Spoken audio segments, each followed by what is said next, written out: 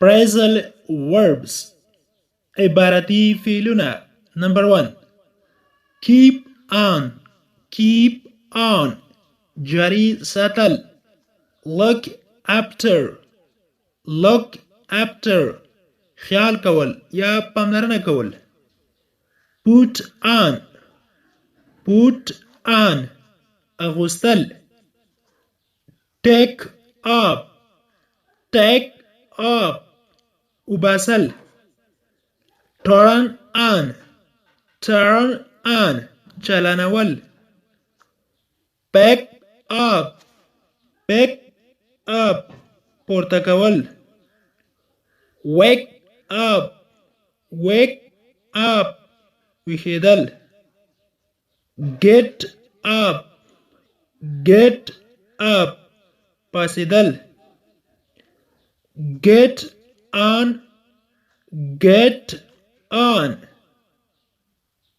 پورته کېدل. موټر ته یا الوتکې ته یا بایسکل ته چې یو نفر پورته کېږي دې ته get on ویل کېږي. get on معنا پورته کېدل. get up د get up مطلب دی ښکته کېدل، یعنی د موټر نه ښکته کېدل، د طیارې نه ښکته کېدل یا د بل کوم ویهیکل نه دې ته ښکته کېدلو ته ویل کېږي get up ویل کېږي. بل دی give up معنا تسلیمېدل. switch on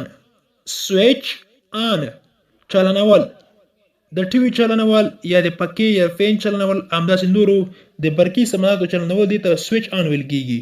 for example switch on the fan پکه چلن کړه. switch off مطلب دی بندول، د ټي وي بندول یا د پکې بندول، همداسې نور. switch off معنا دی بندول. fill in مطلب دی ډکول، خو د جملاتو ډکول. په ځینې عبارتونو کې چې تاسې جملې راغلي وي هغې کې بلانکس یعنې خانخالي وي، د خانخالي ډکولو ته fill in ویل کېږي. fill in. بل دی fill out دا هم دې مطلب دی ډکول، خو د فورم ډکول یا د بل شي ډکول دې ته fill out ویل کېږي. بل دی fill up دا هم مطلب دی ډکول، خو دغه مثال یو څیز ډکول د اوبو څخه یا د ګیس څخه یا د نورو مایعاتو څخه یو شی ډکول دې ته خپله fill up ویل کېږي. بل دی put up ځنډول. turn down کمول، د اواز کمول. for example turn down the volume اواز کته کړه یا اواز څنګه کته کړه.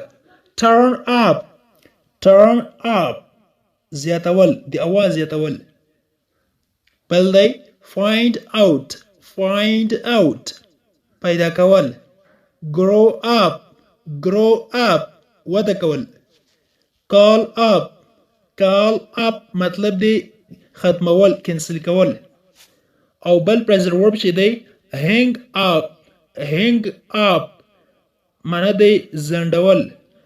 بخښنې سره hang up ویل کېږي زړول، یو شی کوړی کول یا زړول دې ته for example د جامو زړول یا د بل شي دې ته hang up ویل کېږي. او د hang up بل مطلب معنا ده کټ کول، د موبایل کټ کولو ته hang up ویل کېږي. for example hang up your phone موبایل دې کته کړه. hang up your speaking خبر دې څنګه کته کړه دې ته hang up ویل کېږي. hang up. او بل phrasal verbs دې معنی ته پښتو کې عبارتي فعلونه.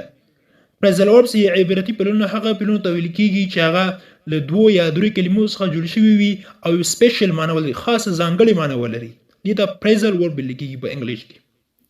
خو دې وکړي چې نن کلاس تاسو خوښ شوی وي او که چیرې تاسو کومه کوېشن لرئ تاسو کولی شئ چې د کمنټ سیکشن برخه کې تاسو خپله پوښتنه پرېږدئ او موږ به تاسو ته په خپل ټیم ځواب درکړو. تر بیا چې حاضرې کوم تر بیا مو په پاک رب سپارم. هر چیرې چې یاست الله مو مل شه. Thank you so much for watching.